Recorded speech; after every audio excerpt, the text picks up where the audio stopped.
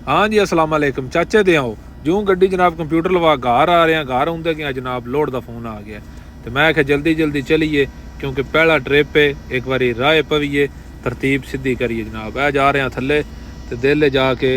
चाऊ का कप पीने ते थले बिल्कुल नवा होटल खोलिया बिल्कुल थले सीढ़ियां तो लांदे जाइए सरैकियां का इतने जनाब बिरयानी शरैनी चंगी है माशाल्लाह होटल की सफाई भी वधिया दड़ले दी है लेकिन चाह नूं लेट कर रहे हैं वो दे छड़ो मैं जाना है फाइनली जनाब चाह उन्हें दे छड़ी है चाह जनाब टेबल ते दरी एक दिरहम उन्हें दिता अद्धी ते बाहर मैं तुहानूं बाहरों भी होटल का बोर्ड विखा छड़ना है वेखो बाहर अल सज्जा ठीक है जनाब है गड्डी कोल आ गए हैं मेरा दिल है चाह रुड़ ना जाए चाह धरने टैंकी ते एक बारी लाक खोल लीए तो फिर जनाब लाक खोलिया चाह रन जनाब दरिया इत्थे बिस्मिल्लाह पढ़ के मारिया सलफ मार के अल्लाह का नाम लैके पहले लोड की तैयारी कर लीए यह जनाब ए सी 2 नंबर ते कर लिया क्योंकि UAE विच बड़ी गर्मी है यह जनाब असी रोड पै गए हैं तो बिल्कुल रस्ता बड़ा कच्चा है तो एक बार भुल्ली भी पै गया लेकिन हुण सीधे राह पै गए हैं ठीक है लोकेशन सीधी ना हटाती रोड आई कच्चा तो भुल्ली पै गए हैं ठीक है 2 गड्डियां वाले थके पहुंचे ने जनाब असी भी आ गए हैं इतने जनाब परवेज़ बैठे परवेज़ नूं आख्या आ जा मारदे हैं गपशप तो उस तो बाद अंदर तरतीब ने लोडिंग की की हो रहा है यह जनाब बोरियां की भराई हो रही है शीशा स्क्रैप वाला बोरियां में भरी रहा है जिस टाइम पूरे बोरे हो जाने दे उस टाइम ये लोडिंग करन दे ठीक है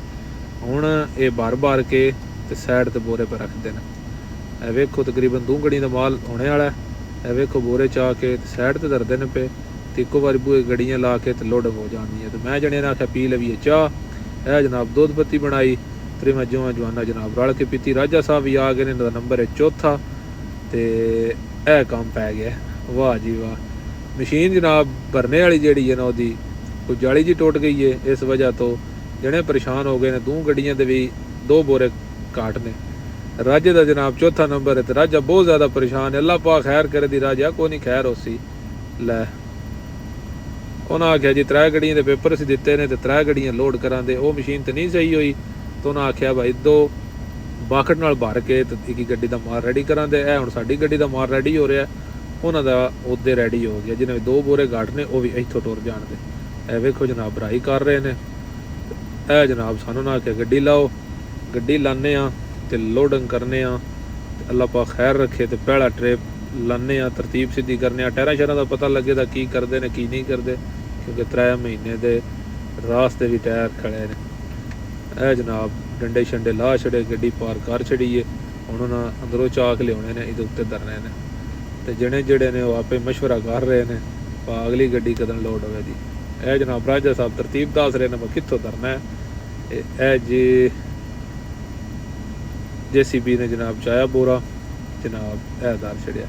फाइनली जनाब गड्डी लोड हो गई उत्ते जनाब UAE का छापा लग रहा है जनाब अलहमदुलिल्लाह साड़ी गड्डी होगी लोड इंशाल्लाह मिलते हैं नवे व्लॉग में उस थोड़ी जल्ला दे वाले हंसते रहो वसते रहो पाकिस्तान जिंदाबाद।